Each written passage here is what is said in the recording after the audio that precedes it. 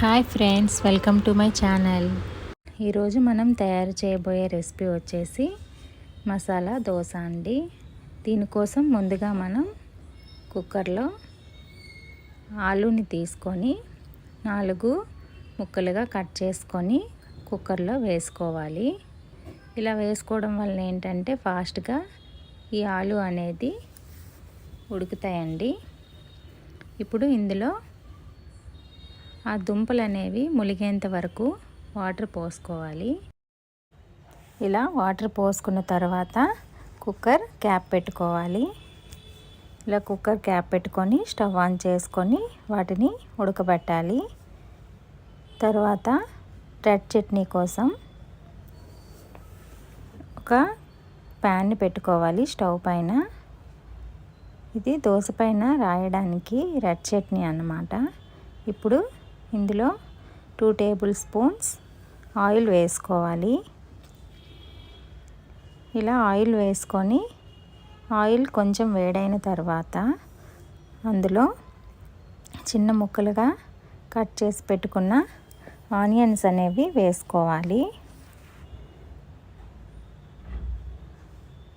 ఇలా ఆనియన్స్ వేసుకొని ఫ్రై చేయాలి.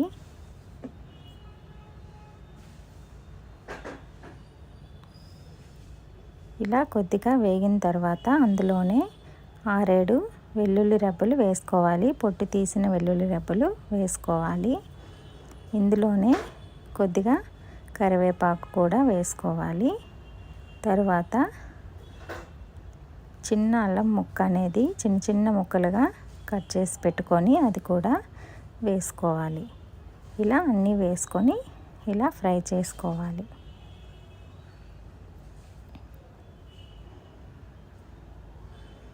ఇవి ఎక్కువగా ఫ్రై అవనవసరం లేదు.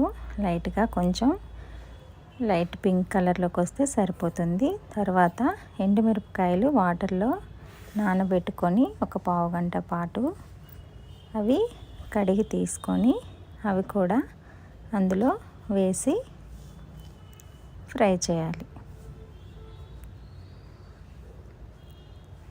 ఇది రెడ్ చట్నీ కదండి, కాబట్టి ఎండుమిరపకాయలు అయితే కలర్ అనేది బాగుంటుంది, టేస్ట్ కూడా బాగుంటుంది. వీటిని కూడా కొద్దిసేపే ఫ్రై చేసుకోవాలి. తర్వాత ఇలా క్యాప్ పెట్టుకొని కాసేపు వేగిన తర్వాత ఇదిగోండి ఇలా తీసి చూస్తే చూసారా ఫ్రై అయ్యాయి కదా. ఇప్పుడు మరీ ఎక్కువగా ఫ్రై చేయకండి, కొంచెం లైట్గా చేస్తే సరిపోతుంది. దీన్ని మిక్సీ జార్లోకి తీసుకోవాలి. చల్లగా అయిన తర్వాత తీసుకోండి మిక్సీ జార్లోకి. ఇదిగోండి ఇలా తీసుకొని పక్కన పెట్టుకోండి. ఇప్పుడు ఆలు అనేవి ఉడికిపోయాయి చూడండి. ఇప్పుడు మిక్సీ జార్లో కొద్దిగా సాల్ట్ వేసుకొని ఇలా పేస్ట్ చేసుకోండి. ఇప్పుడు ఆలూని కొద్దిగా స్మాష్ చేసుకోండి. లైట్గా ఇలా వీడియోలో చూపిస్తున్నట్టు స్మాష్ చేసుకోవాలి. తర్వాత మళ్ళీ వేరే ప్యాన్ పెట్టుకొని అందులో పోపులు ఆనియన్స్ కూడా వేసుకోవాలి. ఇది ఆలు కర్రీ కోసం అండి. ఇందాకలు చేసేది రెడ్ చట్నీ కోసం దోశకి రాయడానికి చేసాం. ఇప్పుడు దోశలో పెట్టుకోవడానికి ఆలు కర్రీ, అందులోనే పచ్చిమిరపకాయలు కరివేపాకు వేసుకోవాలి. ఇలా వేసుకున్న తర్వాత దీన్ని కూడా ఫ్రై చేయాలి. మరి ఎక్కువగా ఫ్రై చేయాల్సిన పని లేదండి, లైట్గా చేస్తే సరిపోతుంది. కొంచెం ఆనియన్స్ అనేవి మగ్గేంత వరకు చేయాలి, సరిపోతుంది. ఇప్పుడు అందులోనే కొద్దిగా సాల్ట్ వేసుకోండి, ఆనియన్స్ అనేవి తొందరగా మగ్గుతాయి. అందులోనే పసుపు కూడా వేసుకోండి, కొద్దిగా వేసుకోండి, సరిపోకపోతే మళ్ళీ వేసుకోవచ్చు. ఇప్పుడు దీన్ని ఇలా మిక్స్ చేసుకోవాలి.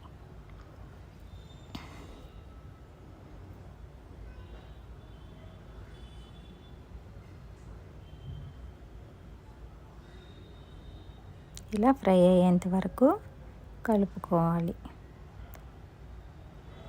కలుపుకొని ఇప్పుడు క్యాప్ పెట్టుకొని 2 మినిట్స్ మగ్గనివ్వండి. చూసారా ఎలా మగ్గాయో? ఆనియన్స్ అనేవి కొద్దిగా మెత్తపడితే సరిపోతుంది.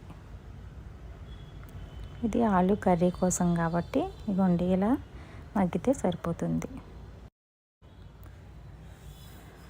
ఇప్పుడు అందులో మనం స్మాష్ చేసి పెట్టుకున్న ఆలుని కూడా వేసుకోవాలి. ఇలా ఆలుని కూడా వేసుకొని అందులో కొద్దిగా సాల్ట్ వేసుకోవాలి. మీ రుచికి తగినంత సాల్ట్ వేసుకోండి. ఇప్పుడు దాన్ని బాగా కలుపుకోవాలి.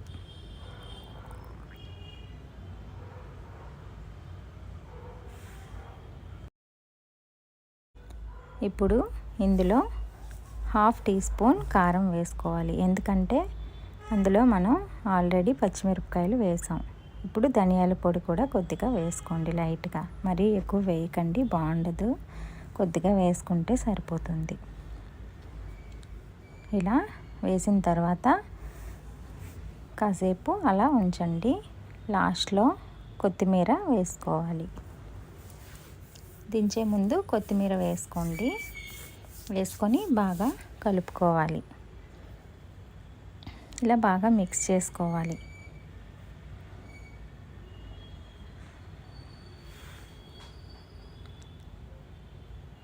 ఇందులో నాకు కొద్దిగా సాల్ట్ సరిపోలేదండి, అందుకే మళ్ళీ వేస్తున్నాను. మీరు కూడా చూసుకొని సరిపోకపోతే వేసుకొని కాసేపు అలా స్టవ్ పైన ఉంచండి. ఆ సాల్ట్ అంతా కరిగి అందులో బాగా పడుతుంది. ఇప్పుడు ఇంకోసారి సాల్ట్ కూడా చూసుకొని స్టవ్ ఆఫ్ చేసుకోండి. ఇప్పుడు స్టవ్ పైన ప్యాన్ పెట్టుకొని దానికి ఆనియన్ అనేది ఇలా రాసుకోండి. కొద్దిగా ఆయిల్ వేయండి. స్టార్టింగ్లో ఆయిల్ వేసి ఆనియన్ ఇలా రాసుకోండి ప్యాన్ పైన. అప్పుడు దోశ అనేది చాలా నీట్గా వస్తుంది మనకి. ఇలా ఇప్పుడు ప్యాన్ పైన ఇలా దోశ బ్యాటర్ వేసుకోవాలి. ఇలా దోశ బ్యాటర్ వేసుకొని ఇలా స్ప్రెడ్ చేసుకోండి. ఇలా ఈవెన్గా స్ప్రెడ్ చేసుకోండి పల్చగా. చూసారా ఎంత చక్కగా వచ్చిందో దోశ అనేది. ఈ దోశ అనేది మనకి 1 గ్లాస్ పప్పుకి 2 గ్లాస్ రైస్ వేస్తే సరిపోతుంది. అందులో కొద్దిగా మెంతులు, శనగపప్పు వేసి నానబెట్టుకోండి, సరిపోతుంది. ఇది మీకు ఇంకో వీడియోలో చెప్తాను ఈ బ్యాటర్ అనేది ఎలా ప్రిపేర్ చేయాలో. ఇప్పుడు దానిపైన ఆయిల్ వేసుకోండి. ఈ మన రెడ్ చట్నీ చేసాం కదా, ఈ రెడ్ చట్నీ అనేది ఈ దోశ పైన ఈవెన్గా స్ప్రెడ్ చేసుకోండి. ఇలా దోశ మొత్తం చేసుకుంటే మనం తినేటప్పుడు కారం కారంగా చాలా బాగుంటుంది. చూసారా ఇలా మొత్తం స్ప్రెడ్ చేసుకోండి దోశ మొత్తం. ఇలా మీకు ఎన్ని దోశలు కావాలంటే అన్ని వేసుకోవచ్చు, చాలా బాగుంటాయండి. ఇలా స్ప్రెడ్ చేసుకున్న తర్వాత దోశ కొంచెం లైట్గా కాలుతుందండి. ఇప్పుడు దానిపైన ఇలా ఈ ఆలు కర్రీ అనేది వేసుకోండి. చూసారా ఎలా వస్తుందో దోశ? ఇది ఆనియన్ రాస్తే మనకి ఇలా వస్తుందండి. ఇప్పుడు దీన్ని ఇలా ఫోల్డ్ చేసుకోండి. అటు ఇటు ఇలా ఫోల్డ్ చేసుకోండి. చూసారా ఎంత చక్కగా దోశ వచ్చిందో, మసాలా దోశ. అంతే అండి, మసాలా దోశ రెడీ. ఇలా సర్వ్ చేసుకోండి. ఇలా మీరు ఎన్ని కావాలంటే అన్ని చేసుకోవచ్చు. దీనికి పల్లీ చట్నీ చేశానండి, కాంబినేషన్ చాలా బాగుంటుంది. ఈ పల్లీ చట్నీ కూడా మీకు నెక్స్ట్ నా వీడియోలో పెడతాను, చూడండి, చాలా బాగుంటుంది. ఇలా మళ్ళీ ఆనియన్ అనేది ఇలా రాసుకోండి మళ్ళీ పెనంకి. ఇప్పుడు మళ్ళీ ఇంకో దోశ మీకోసం వేసి చూపిస్తున్నాను, చూడండి. ఇలా సెంటర్ నుంచి ఇలా స్ప్రెడ్ చేసుకుంటే మీకు దోశ అనేది రౌండ్గా నీట్గా వస్తుంది. చూసారా వీడియోలో చూపిస్తున్నాను, ఇలా వస్తుంది. సెంటర్ నుంచి అలా చివరికి స్ప్రెడ్ చేసుకుంటూ రావాలి. ఇప్పుడు మళ్ళీ సేమ్ అలాగే రెడ్ చట్నీ తీసుకొని రాసుకోండి ఆయిల్ అది వేసిన తర్వాత. ఇది మీకు వీడియో ఎందుకంటే మీరు చూసి నేర్చుకుంటారు కదా, దోశ వేయడం రాని వాళ్ళు ఉంటారు కదా, వాళ్ళ కోసమని ఇలా చెప్తున్నాను. వస్తే మీరు వేసుకోవచ్చు. ఇలానే మళ్ళీ రెడ్ చట్నీ అనేది మళ్ళీ దానిపైన వేసి ఇలా ఈవెన్గా మళ్ళీ స్ప్రెడ్ చేసుకోండి. మీకు మళ్ళీ ఎందుకు చెప్తున్నానంటే మీకు బాగా అర్థమవుతుందని చెప్తున్నాను. దీనిపైన ఆలు కర్రీ వేసుకోండి. మీకు ఎంత కావాలి అనుకుంటే అంత వేసుకోండి ఆలు కర్రీ, ప్రాబ్లం ఏమీ లేదు. ఇది పిల్లలకి వేస్తున్నానండి, కొంచెం తక్కువగానే తింటారు, అందుకని లైట్గా వేసాను కర్రీ అనేది. ఇలా ఫోల్డ్ చేసుకొని సర్వ్ చేసుకోండి. ఇలా మీకు ఎన్ని దోశలు కావాలంటే అన్ని వేసుకొని సర్వ్ చేసుకోండి. ఈ వీడియో కనుక మీకు నచ్చినట్లయితే లైక్ చేయండి, షేర్ చేయండి, సబ్స్క్రైబ్ కూడా చేయండి.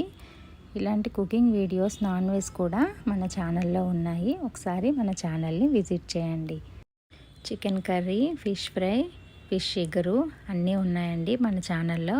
అవి కూడా చాలా బాగుంటాయి. ఒకసారి మీరు మన ఛానల్ని విజిట్ చేసి ఆ వీడియోస్ కూడా చూసి మీరు ట్రై చేసి ఎలా వచ్చాయో నాకు కామెంట్ చేయండి.